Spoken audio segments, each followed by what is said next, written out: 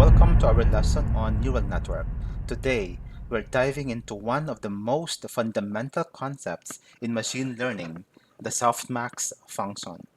You might have heard of it in the context of neural networks or classification problems, but what exactly is softmax? And why is it so important? By the end of this video, you'll not only understand the mathematics behind softmax, but also how it's implemented in Python. Softmax is a mathematical function that transforms raw predictions called logits into probabilities. These probabilities always sum to 1 or sum up to 1, making them perfect for classification tasks. So for better understanding, let's get started. To understand softmax, we need to start with some basics. Let's import our libraries and define some constraints. So this is how we do it. Let's first execute this one. And of course, we have these constraints like the values of our inputs. We have an array of outputs called outputs value and a constant e that represents the mathematical constant e, which is actually very important because this is the base of the natural logarithm. In machine learning, e is pivotal for exponentiation in functions like softmax. So let's first execute this one. So this sets the stage for understanding why softmax leverages exponentiation to amplify differences between outputs. So the first step in softmax is exponentiation. So why?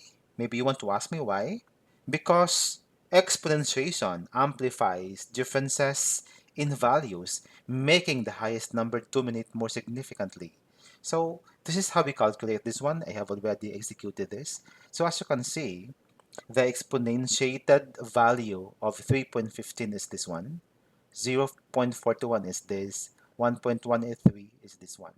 All right.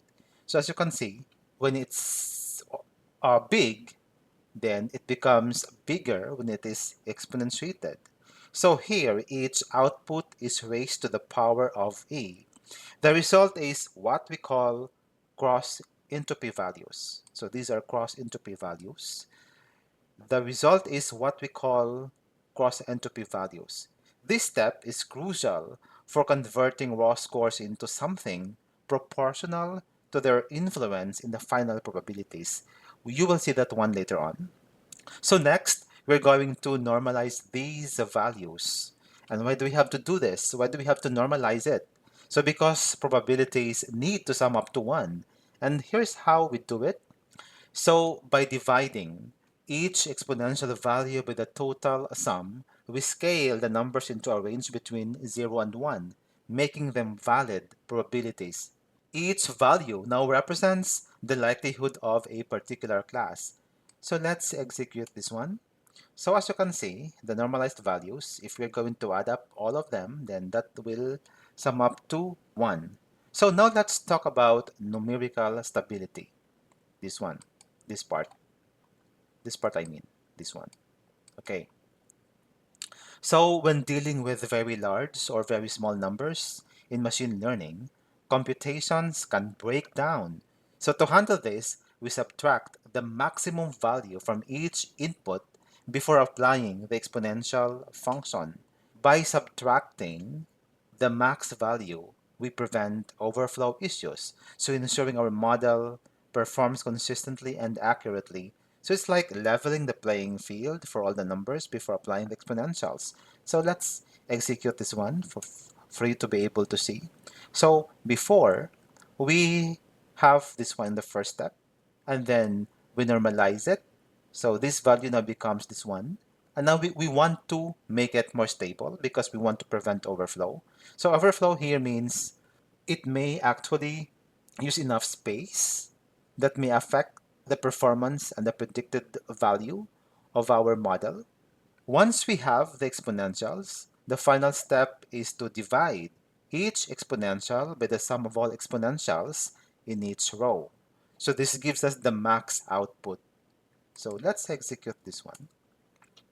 And there you have it. The final values represent the probabilities of each class. They're widely used in classification tasks, which is where each probability indicates how confident the model is about a given prediction.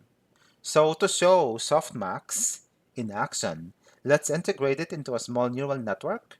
So before, we actually had our ReLU, and because we have said that Softmax is always at the bottom or the last part of the process, now we want to see this one integrated in this case, in this code.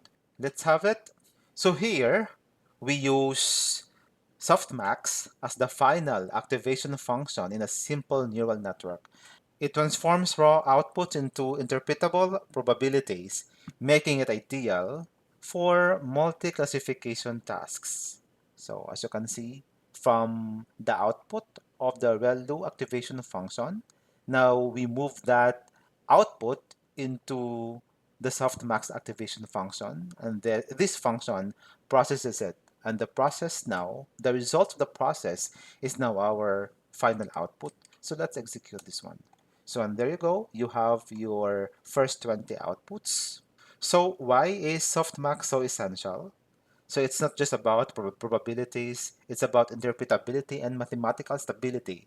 It's a cornerstone of machine learning, and it enables us to solve complex classification problems with confidence. Thanks for watching. If you found this helpful, don't forget to like, comment, and subscribe. And let me know in the comment section what concept you want me to cover next. See you in the next video. Do you want to know more about this channel? Just click these cards. We do have a lot of free data science courses for free, like Machine Learning Essentials, Deep Learning Mathematics, and a lot more. Here, you can always learn an upskill for free.